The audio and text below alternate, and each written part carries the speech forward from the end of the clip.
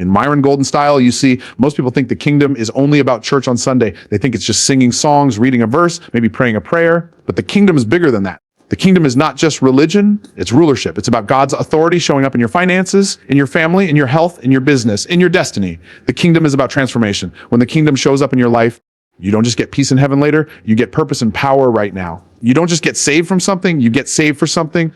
It shifts your mindset from being a victim of circumstances to being a victor who walks in divine assignment. And the kingdom is unlimited increase. That means no matter what you've seen, no matter what you've been told, the kingdom is always more than you thought. It's joy when you should have been sad. It's favor when others counted you out. It's provision when resources look empty. The kingdom doesn't shrink to fit your situation. It expands to transform it. So stop limiting what the kingdom can do in your life. Stop thinking too small. Because the kingdom for God is not only more than you imagined, it's more than you ever thought possible. When most people hear the word kingdom, their minds immediately shrink it down to the idea of religion. They think of rituals, traditions, or the routines of church attendance. They see it as something you do once a week. Sing a song, pray a prayer, hear a sermon, and then go back to life as usual.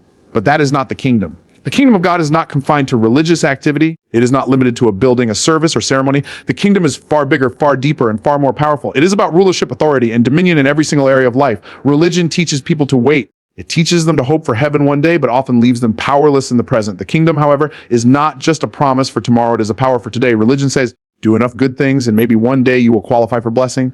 But the kingdom says you are already authorized to walk in blessing because of who your king is. That's a radical difference. Religion binds people with rules, but the kingdom frees people with rulership. Rulership means that when you operate in the kingdom, you don't walk as a beggar hoping for scraps. You walk as an heir who understands authority. You know you have the right to speak, the right to create, the right to influence, and the right to prosper because you belong to the king. Authority means you don't simply react to circumstances, you direct them. Instead of being tossed around by life's storms, you exercise dominion over them. Dominion means you take control of your thoughts, your words, and your actions in such a way that the environment around you begins to shift. That's the kingdom at work. Think about this. Religion says, keep God in church. But the kingdom says, take God into the marketplace, into your business, into your relationships, into your finances, into your calling.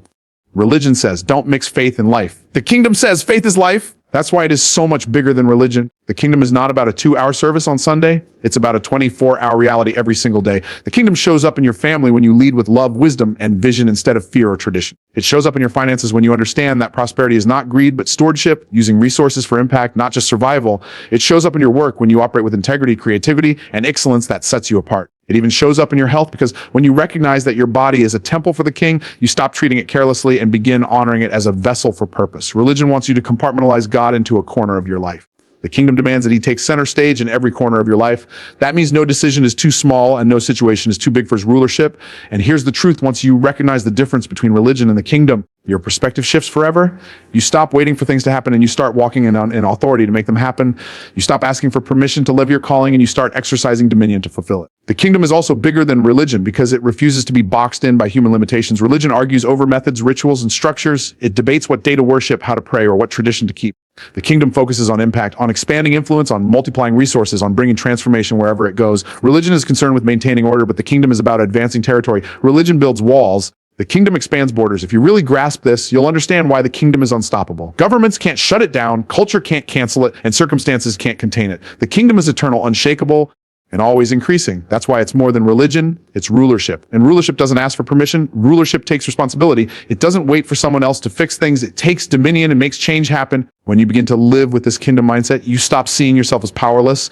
You stop shrinking your potential to fit someone else's religious expectations. Instead, you recognize that the kingdom of God inside of you gives you authority to lead, to create, to innovate, and to prosper in ways that religion could never teach you. Religion tells you to settle. The kingdom commands you to expand. Religion tells you to follow rules. The kingdom equips you to live by principles. Religion says, be content with a little. The kingdom says, walk in abundance so you can bless others. That's why the kingdom is bigger than religion. Because it's not about rituals, it's about rulership. It's not about ceremonies, it's about authority. It's not about rules, it's about dominion. And when you embrace that truth, you stop living a small, restricted life and start living a big, impactful one. The kingdom is the king's domain. His rulership expressed through you in every area of life. That's not religion. That's revolution. One of the greatest misconceptions people carry is believing that the kingdom of God is only about securing a place in heaven after death. They treat faith as an insurance policy for eternity, a way to escape judgment and enter paradise when this life is over. But the kingdom is so much bigger, so much richer, and so much more powerful than that. The kingdom is not just about where you end up after you die. It's about how you live while you are alive. It's about transformation. It is about a radical shift in your identity, your mindset, and your daily experience. The kingdom doesn't only prepare you for eternity, it equips you to reign in time. Transformation begins with the renewing of the mind. Before the kingdom changes your circumstances, it changes your perspective. You begin to see life differently. You stop seeing yourself as someone who is always lacking and start seeing yourself as someone who already carries the resources of heaven. The kingdom transforms fear into faith, doubt into confidence, and despair into hope. When you are truly operating under kingdom authority, you stop living in reaction to your environment and start living in alignment with divine purpose. That is a transformation religion cannot offer, because religion focuses on outward actions, while the kingdom focuses on inner change. When the kingdom transforms you, it doesn't just touch one part of your life, it invades every part. It impacts how you think, how you speak, how you work, how you treat people, and how you handle challenges. A person who has experienced kingdom transformation doesn't respond to difficulties the same way. Where others see obstacles, they see opportunities. Where others give up, they rise up. Where others complain, they create solutions. That is the power of transformation. The kingdom also transforms your values. Before, life may have been about survival, doing just enough to get by, living paycheck to paycheck, always waiting for the next break. But when the kingdom takes root in you, survival is replaced by stewardship and vision. You begin to recognize that you are not on this earth just to exist. You are here to expand, to multiply, and to make an impact. That's why the kingdom is never satisfied with you staying the same. It doesn't just want to save you, it wants to stretch you. It doesn't just want to comfort you, it wants to challenge you. True transformation requires growth, and growth requires change. Another dimension of transformation is freedom. Many people live in invisible prisons, prisons of fear, addiction, insecurity, guilt, or shame. Religion often teaches people how to cope with those prisons, but the kingdom teaches them how to break out of them. Transformation means you no longer lie bound by what held you yesterday. It means the chains of the past cannot dictate the future. It means generational patterns can be broken, cycles of limitation can be destroyed, and a new way of living can begin. When the kingdom transforms you, you don't just carry a new title, you carry a new nature. The kingdom also transforms how you handle authority and responsibility. In the world's system, authority is often used for control and power. But in the kingdom, authority is about service and stewardship. Transformation teaches you that leadership is not about lording over others, but about lifting others. Dominion is not about dominating people, it's about dominating problems and creating solutions that benefit people. Transformation redefines what success looks like. Instead of chasing empty recognition, you begin pursuing eternal impact. Perhaps the most powerful part of kingdom transformation is that it shifts your identity. Instead of seeing yourself as a sinner just trying to survive, you begin to see yourself as a son or daughter walking in divine purpose.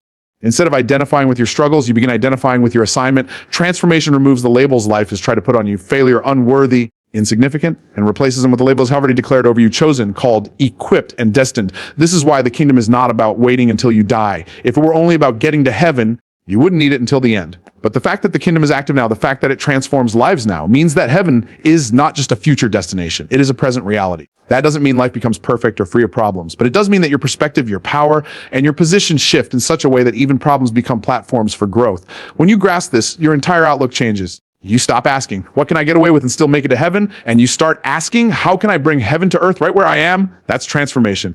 You stop living for survival and start living for significance. You stop waiting for the future and start maximizing the present. The kingdom is about transformation. It's not about rules, it's about renewal. It's not about escape, it's about empowerment. It doesn't just alter your destination, it upgrades your experience of life itself. And you understand this truth, you'll never see your faith as something small, weak, or passive again. You'll recognize it as the greatest force for change, growth, and purpose you could ever encounter. The kingdom is not just your ticket to heaven. It is your training for reigning while you are alive. One of the greatest truths about the kingdom of God is that it does not operate on the principle of decrease, but on the principle of increase. Everything about the kingdom is designed to grow, to multiply, and to expand. It never shrinks, it never runs out, and it never diminishes in value. Where the systems of this world are built on scarcity, competition, and limitation, the kingdom is built on abundance, expansion, and overflow. That means no matter where you start, no matter how small the seed, the kingdom has the power to bring more than you ever expected. When God establishes something, he establishes it to increase. Look at creation itself. One seed planted in the ground does not produce one seed in return. It produces a tree, and that tree produces fruit, and that fruit produces more seeds, and those seeds create more trees. That is the law of multiplication, and it reflects the nature of the kingdom. God never intended his kingdom to be static. He designed it to expand without end. Every act of faith, every word of obedience, every seed of generosity carries